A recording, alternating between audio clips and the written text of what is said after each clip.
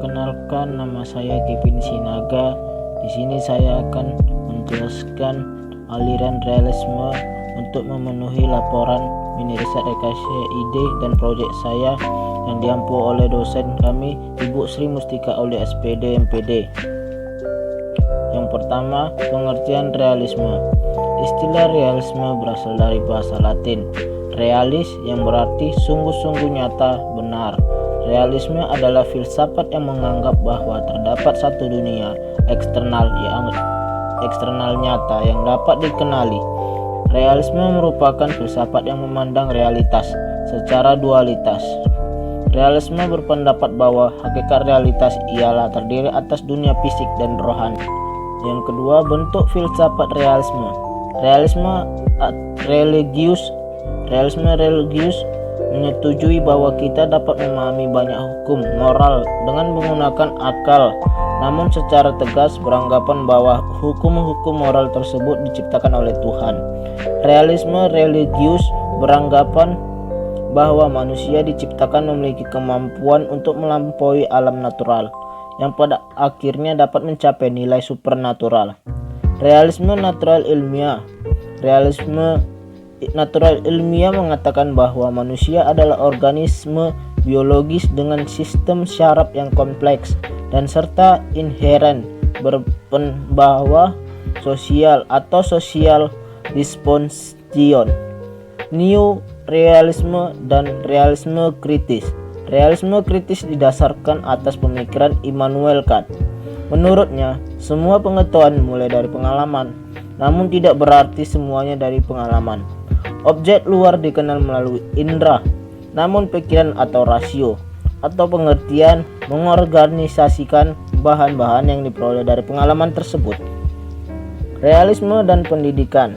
Dalam filsafat realisme terdapat teori. Yang pertama, A. Teori psikologi behavioristik. Teori tentang perubahan tingkah laku sebagai hasil dari pengalaman. Aliran ini menekankan pada terbentuknya perilaku yang tampak sebagai hasil belajar. B. Teori korespondensi. Teori korespondensi tentang kebenaran yang menyatakan bahwa kebenaran itu adalah persesuaian terhadap fakta dengan situasi yang nyata. Kebenaran merupakan persesuaian antara pernyataan mengenai fakta dengan faktanya sendiri, atau antara pikiran dengan realitas situasi lingkungannya. Berikutnya, implikasi realisme bagi pendidikan. Yang pertama, bagi siswa. Siswa adalah sosok yang mengalami inferioriasi secara berlebih sebab ia dipandang sama sekali tidak mengetahui apapun kecuali apa-apa yang telah pendidikan berikan. Dalam hubungannya dengan pengajaran, peranan siswa adalah penguasaan pengetahuan yang dapat berubah-ubah. Dalam hubungannya dengan disiplin, tata cara yang baik sangat penting dalam belajar. Peserta didik perlu mempunyai disiplin mental dan moral untuk setiap tingkat kebajikan. Siswa berperan untuk menguasai pengetahuan yang diandalkan. Siswa harus taat pada aturan dan disiplin sebab aturan yang baik sangat diperlukan untuk belajar. Siswa memperoleh disiplin melalui ganjaran dan prestasi. Yang kedua, untuk implikasi terhadap guru. Peranan guru yang realis adalah menguasai pengetahuan, keterampilan teknik-teknik pendidikan dengan kewenangan untuk mencapai hasil pendidikan yang dibebankan padanya. Guru adalah pengelola KBM di dalam kelas, atau classroom is teacher centered. Guru penentu materi pelajaran. Guru harus menggunakan minat siswa yang berhubungan dengan mata pelajaran dan membuat mata pelajaran sebagai sesuatu yang konkret untuk dialami siswa. Yang ketiga, kurikulum. Kurikulum komprehensif yang berisi semua pengetahuan yang berguna bagi penyelesaian diri terhadap dalam hidup dan tanggung jawab sosial. Kurikulum pula berisi unsur-unsur pendidikan liberal atau pendidikan umum untuk mengembangkan kemampuan berpikir, dan pendidikan praktis untuk kepentingan bekerja. Kurikulum direncanakan dan diorganisasi oleh guru atau orang dewasa atau society centered. Metode pendidikan. Semua kegiatan belajar berdasarkan pengalaman baik, langsung maupun tidak langsung. Metode mengajar hendaknya bersifat logis, bertahap atau berurutan. Pembiasaan merupakan sebuah metode pokok yang dipergunakan baik oleh kalangan penganut realisme maupun behaviorisme. Pembiasaan merupakan metode utama bagi filsuf penganut behaviorisme. Metode mengajar yang disarankan bersifat otoriter. Guru mewajibkan siswa untuk dapat menghafal, menjelaskan, dan membandingkan fakta-fakta, menginterpretasi hubungan-hubungan, dan mengambil kesimpulan makna-makna baru. Yang berikutnya, implikasi filsafat pendidikan realisme atau Power 1982. Yang pertama, tujuan, penyelesaian hidup dan tanggung jawab sosial. Yang kedua, kurikulum, komprehensif, mencakup sebuah pengetahuan yang berguna, berisi pengetahuan umum dan pengetahuan praktis. Yang ketiga, metode, belajar tergantung pada pengalaman baik langsung atau tidak langsung. Metodenya harus logis dan psikologis. Yang keempat, peran peserta didik adalah menguasai pengetahuan yang handal dapat dipercaya. Disiplin mental dan moral dibutuhkan untuk memperoleh hasil yang baik. Yang kelima, peranan pendidik adalah menguasai pengetahuan, terampil dalam teknik mengajar dan dengan keras menuntun prestasi pendidikan. Berikutnya, potret realitas pendidikan di Indonesia. Yang pertama, guru. Guru di sekolah kadang mengabaikan sisi psikologi dalam hubungan antara pendidikan dan peserta didik.